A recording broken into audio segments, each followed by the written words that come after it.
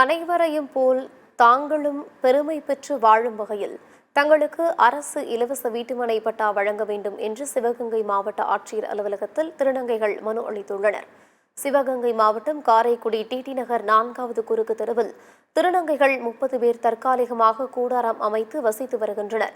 இவர்கள் தங்களுக்கென சொந்தமாக வீடு கட்டி வசிப்பதற்கு அரசு சார்பில் இடம் கோரி பலமுறை விண்ணப்பித்துள்ளதாக கூறப்படுகிறது. இதுவரை தங்களுக்கு இலவச வீட்டுமனை பட்டா வழங்கப்படாததால் பெரும் சிரமமடைந்து வருவதாக திருநங்கைகள் தெரிவிக்கின்றனர். இந்நிலையில் இது தொடர்பாக மாவட்ட ஆட்சியர் அலுவலகத்தில் திருநங்கைகள் ஒன்று திரண்டு மனு அளித்தனர்.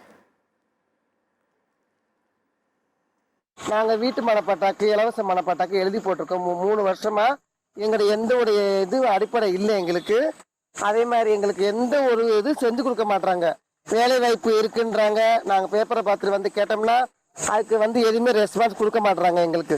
சரி, நாங்கள் ஏதோ ஒன்று செஞ்சு கொடுக்கணும் போய் வந்து மனு எழுதி கொடுத்தா போகிறோம்.